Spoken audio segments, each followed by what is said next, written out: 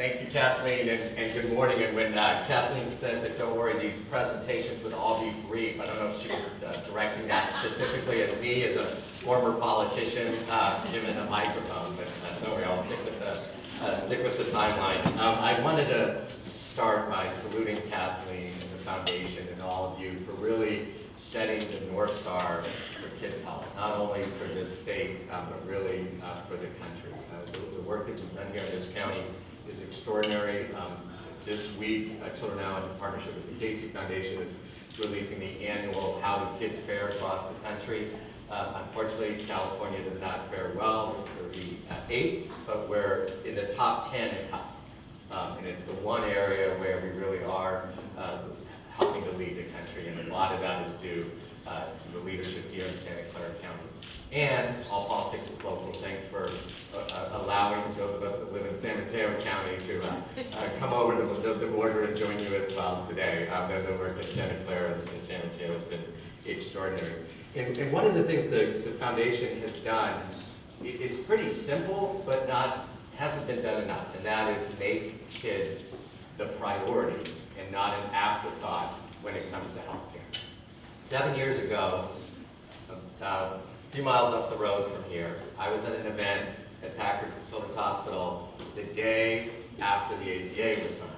Remember that day, President Obama, Vice President Biden, Speaker Pelosi? It seems like a really long time ago, but 7 years ago when that law was signed. And at this event, which had actually experts on children's health from around the country, everybody was in a good mood that the law had passed and was signed.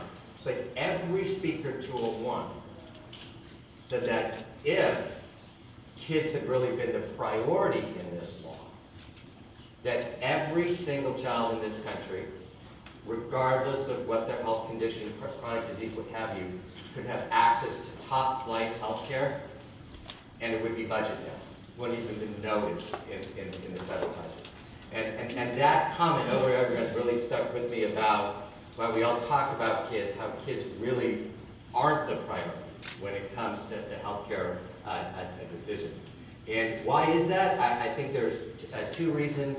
One, because kids are cheaper to cover and provide healthcare for. They sometimes become an afterthought or rather used to make the economics work for other healthcare needs. And then the other reason I think is something we've gotten better at, and that is how do we advocate together for our kids. So I'm going to close with the advocate part, but want to spend a little bit of time at the beginning on the focus part, focusing on a few key areas of children's health, including health coverage, developmental screenings, childhood trauma, and home visiting. I was planning on talking about oral health, but since Jessica and Amanda are following me, I don't want to be embarrassed, so I'll let them cover oral health issues. And as I go through briefly each of these areas, I'm actually going to try to focus in on a lot of the good news thanks to the work here, but also the challenges we have, particularly in California. Health coverage. California has come, as you know, so far in the last 10 decades. We have transformed ourselves from a place with nearly 2 million uninsured kids to one in which almost every single child has access to affordable health coverage. We're now at over a 97% coverage rate for kids. And last week marked the 1-year anniversary of the Health for All Kids expansion of Medi-Cal under last year's Senate Bill 75, to which nearly 190,000 undocumented kids now have full scope Medi-Cal coverage, providing them access to preventative, emergency, mental health, vision, and dental care. And as you all know in this room, that all happened because of Santa Clara County, where really the effort to ensure all kids began, and the leadership here, and Kathleen and so many others in this room, have what gotten us and the state to this point. Now, we all know there are threats, and I hope you didn't take my story wrong about the ACA. Yes, it could have been better for kids, but right now, many of us are spending every waking hour trying to protect the ACA, and thank goodness the Warriors playoff games have been boring so far, so we have extra time to work to prevent health care. You all know about the threats. Just to give you a couple numbers behind that. The HCA, which has passed the House, uncertain future in the Senate, but I think many of us have given up trying to predict what happens in D.C., and so we need to be mindful of that bill is over now in the Senate for consideration. Slashes $880 billion for Medicaid, or for Medi-Cal in California, a 25% cuts. So even states like California that are committed to defending the gains we've made in health coverage would be forced to cut benefits and enrollments. And we don't really know the exact impact of that current version as written, in part because the House Republicans didn't have a CBO score, but an estimated 24 million Americans would lose health coverage as a result of the bill, based on some analysis, and a partial repeal of the ACA would more than triple the uninsured rate of California kids, so going from our current 2.8% to 10.1%, and more than double the rate of uninsured parents. And as you all know, the ACA would also, the HCA, the new proposal, would roll back guaranteed consumer protections such as coverage of kids with pre-existing conditions, as well as eliminating essential health benefits. And then one aspect of what's going on in D.C. that we're all aware of, and you know, here in Santa Clara County and throughout the state, making a huge priority is really addressing the threats that are affecting our immigrant families, jeopardizing really the gains that we've been making through Health for All, as immigrant families are scared, which has led too many to avoid interaction with public services, even health coverage. And so the outreach that's going on here in the county and throughout the state, get covered, lead your state, get that health coverage is critical. As part of the health coverage efforts, we're in a defend the ACA in DC, defend the Health for All in Sacramento, because as you know, undocs are not covered under the ACA, so that's a California-specific effort that we need to protect and ensure if there are any cuts in California, we don't let our undocked kids be the first to lose coverage. But also what's critical and hasn't got as much attention is the CHIP program, the Children's Health Insurance Program, which is up for reauthorization this year in DC, and we need to make sure it gets reauthorized regardless of where things are going with the health care debate in DC. So health coverage, as we know, and as the video and all of you know, is just the prerequisite step. How do we make sure our kids are getting screened, and then the services that they need based on those screenings. Again, we at Children Now look to Santa Clara County as the model, not only for screening kids, but getting access to services afterwards. At a statewide level, fewer than 1 in 3 California infants and toddlers receive pediatrician recommended developmental screenings, even though that's part of the ACA and is a covered benefit. So I do want to highlight a few of the leaders in this area who have done such great work. Some of the members, Stone, who covers part of Santa Clara County, pushed through a resolution, has been a key leader in the legislature on the need for timely developmental screenings and really getting us to a point of ensuring that all kids have these screenings. And while I'm mentioning legislators' names, we so miss Rich Gordon in Sacramento, so it's so great to see you here, Rich, and thank you for your incredible leadership, and know you'll continue to engage.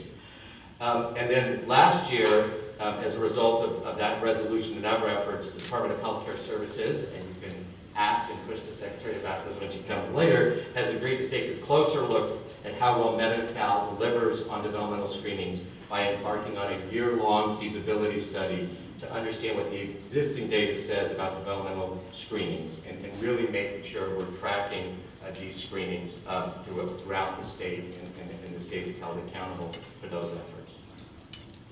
Third area I want to highlight, childhood trauma, and fortunately it is getting a lot of attention now as we look at the challenges our kids are facing today in this state, the fact that so many are facing intense stress, adverse conditions that have a huge health impact on their lives. These stress can come from traumatic events such as abuse, neglect, racism, neighborhood violence, literally toxic events that can lead to a lifetime of negative health consequences. So part of the effort here is to really highlight what the toll that stress is taking on our kids, and really looking at a multi-layered agenda to address it, starting with home visiting and prenatal support, but really going all the way through kids' lives and even addressing issues such as over-criminalization of our young people and school discipline efforts. On a more specific note under the area of trauma, Senator Bell, who's been a great leader in so many kids' health issues, is co-sponsoring Senate Bill 191 this year, which we hope you'll be able to push through the legislature, which creates financial incentives to promote partnerships between counties and school districts in an effort to better serve kids and obtain more federal funds for creating sustainable multi-tiered systems of support in schools for mental health and substance use prevention. This is a small but critical step as the legislature and governor really focus in on the needs of supporting kids and making sure their supports are there early and at child care, preschool, and K-12 locations. The final big issue within health I want to mention is home visiting and really talk about some of the good news here, because in such a divided partisan environment that we live in, it's important to point out times when we actually see the two parties coming together for kids. And home visiting is one of those issues that has really gotten a lot of attention in this state and around the country. And one of the only areas where last year the Republican Congress agreed to increase funding was in home visiting. And so it's a sign of hope that going forward, even with the current leadership in DC, that we can really be moving in a positive direction in some of our kids' health areas and not backwards. As you know, it's so important for every California baby to get a strong start, especially when so many kids in this state face such significant challenges. Nearly two of three kids in this state are born to low-income moms, 20% in high-poverty neighborhoods, 1 in 11 born preterm, 1 in 7 moms experience prolonged depression during pregnancy, and 25% of moms report 2 or more hardships in their own childhood that have an impact on their kids' health.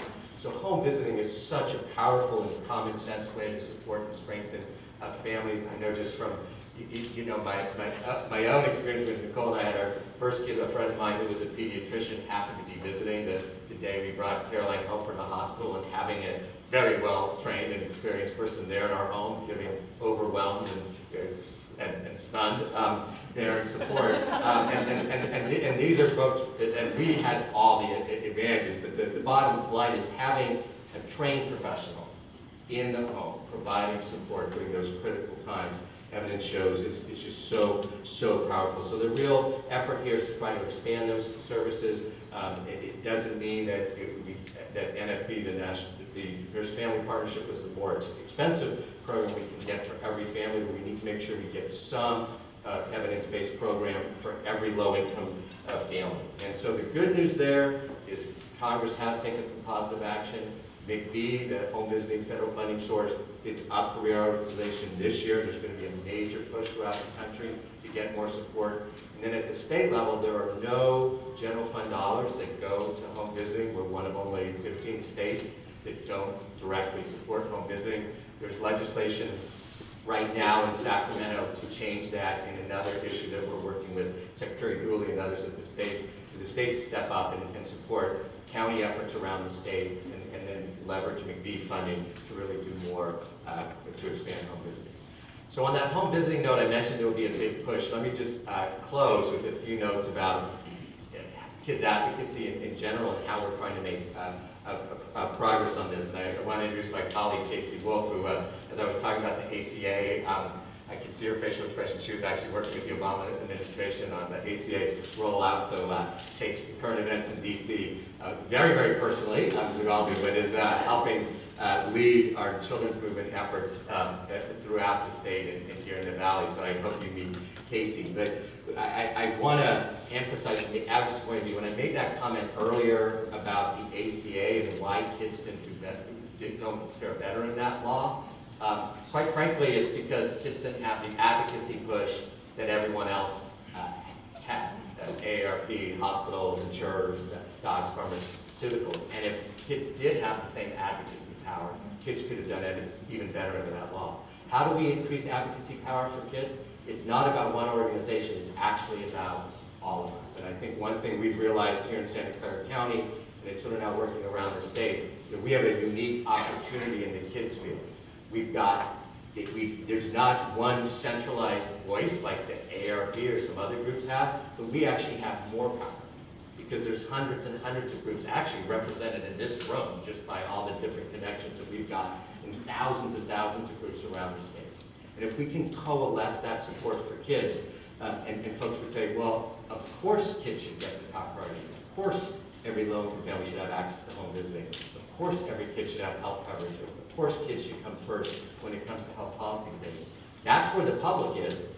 That's where more groups are. It doesn't get translated into policy decisions because our advocacy has been so scattered. So Santa Clara County, the advocacy you've done has been a great model for us in efforts to come together collectively. But what we've worked on with others throughout the state is the Children's Movement of California, and I gave you a hand up there. If you haven't heard of it, that's a problem, because that means your organization hasn't signed on. I urge you to go to our site, and the information is there, and sign on to the Children's Movement. It's a very simple concept.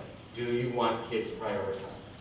And most groups want kids prioritized. It's why a range of organizations here in Santa Clara County, from First Fives to churches, mosques, temples, to Adobe, Chambers of Commerce have all signed on. The California Hospital Association has signed on, for goodness sake. So, you know, we're small nonprofits.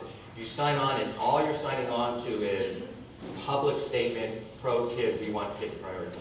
But then it gives the opportunity to have a huge network of organizations opt in for advocacy campaigns. That's why every member of California's delegation got a letter with over 700 organizations saying, protect the ACA. It didn't work with the House Republicans in California, so we're redoubling our efforts. Let's get 1,500 groups the next time. But we're going to use that huge influx of organizations to work to protect home visiting funding, to get state funding for home visiting, and then really a huge effort around CHIP renewal. Elected officials have really responded to groups coming together and speaking with one voice.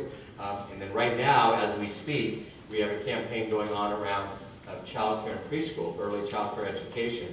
Last year we got 500 groups together to push the governor to agree to more funding for early childhood, which resulted in over $500 million. We're making a similar push this year. And urge you to, if you can, sign on your organization to that effort right now. We're seeing that by bringing together the collective power for kids, it makes such a difference. And it's fitting to close with early childhood and child care and preschool, and not one of the health issues, because in fact, child care and preschool are a health issue, just as developmental screenings, home visiting, health coverage are education issues. And that the other thing we're trying to do for the children's movement, and your efforts here really helping leading the way, if we have so siloed this children's field that we're hurting the kids we're trying to serve. And that what we're about is kids. What we're about is every single kid having the support they need to reach their full potential, having the health supports. And the way we've divided our supports and our advocacy has really done a disservice. And so in the last few years, what's been so tremendous and so powerful is to see health organizations sign on to letters about child care, and to have K-12 groups sign on to letters about foster care. And one of the efforts in Sacramento this year is to make sure we prioritize foster families when it comes to child care. In the past, that simple need hadn't gotten anywhere because the child care field was over here and the child welfare field was over here come together. So the very simple message is we can get to the goal on that video. Every single kid in Santa Clara County getting the health support that they need. We can actually do it statewide. The ability is actually in this room and other rooms like this where we come together, put kids first, and we can get to that goal where every single child has the support they need for a healthy future. So thanks for the great work you're doing, and look forward to a very, very exciting day and continued partnership with all of you. Thank you.